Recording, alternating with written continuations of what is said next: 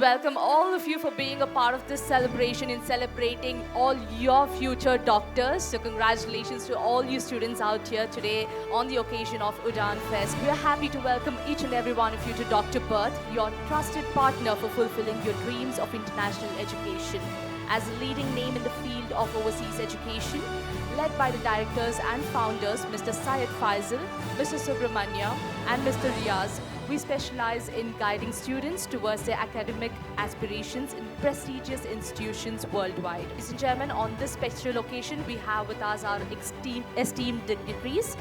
With a big round of applause, let's welcome our chief guest, Mr. Ramling Reddy, Transport Minister, MLA BTM constituency.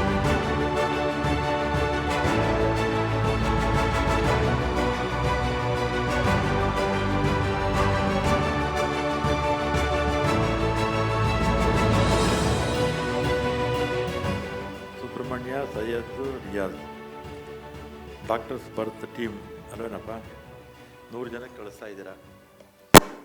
ಒಟ್ಟು ಒಂದು 500 ಜನಕ್ಕಿಂತಲೂ ಹೆಚ್ಚು Russia, Europe ಅಲ್ಲೆಲ್ಲ ಕಳಿಸಿ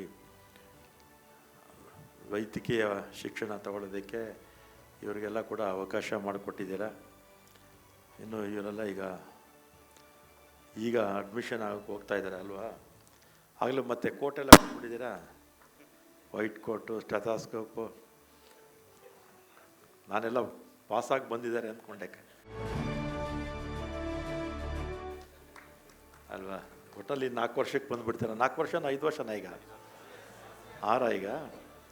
6 ವರ್ಷಕ್ಕೆ ಇದೇ ರೀತಿ ಡಾಕ್ಟ್ರುಗಳಾಗಿ ನೀವೆಲ್ಲ ಬನ್ನಿ ಅಂತೇಳಿ ಅವರು 20-30 ಲಕ್ಷ ಕಟ್ಟಬೇಕನ್ನೋ. ಈಗ ಎಷ್ಟೀಗ ಮೆರಿಟಲ್ಲಿ ಸಿಕ್ತವ್ರಿಗೆ? 20 ಅಲ್ಲ, ಅದು ಡೊನೇಷನ್ NRI ಸೀಟು.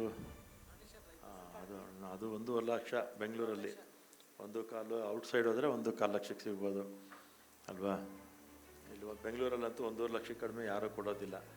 ಈಗ ನಿಮಗೆಲ್ಲ ಭಾಳ ಕಡಿಮೆ ಹಣದಲ್ಲಿ ನಿಮಗೆಲ್ಲ ರಷ್ಯಾ, ಯುರೋಪು ಅಲ್ಲೆಲ್ಲ ಕೂಡ ಕಳಿಸಿ ನಿಮ್ಮನ್ನ ಒಳ್ಳೆ ಅವಕಾಶವನ್ನು ನಿಮಗೆ ಮಾಡಿಕೊಟ್ಟಿದ್ದಾರೆ.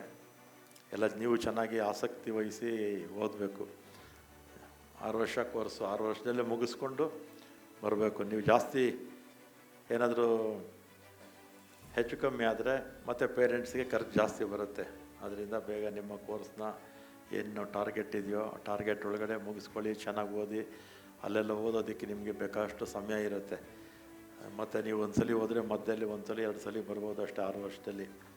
ಅದರಿಂದ ಚೆನ್ನಾಗಿ ಶ್ರದ್ಧೆಯಿಂದ ಓದಿ ಎಲ್ಲ ಪಾಸಾಗಿ ಬನ್ನಿ ಅಂತೇಳಿ. ಮತ್ತು ನೀವು ಅಷ್ಟೇನಪ್ಪ, ಅವ್ರಿಗೆ ಫೆಸಿಲಿಟೀಸು ಅಲ್ವಾ, ಊಟದ ವ್ಯವಸ್ಥೆ ಚೆನ್ನಾಗಿರಬೇಕು, ಹಾಸ್ಟೆಲ್ ಎಲ್ಲ ಚೆನ್ನಾಗಿರಬೇಕು.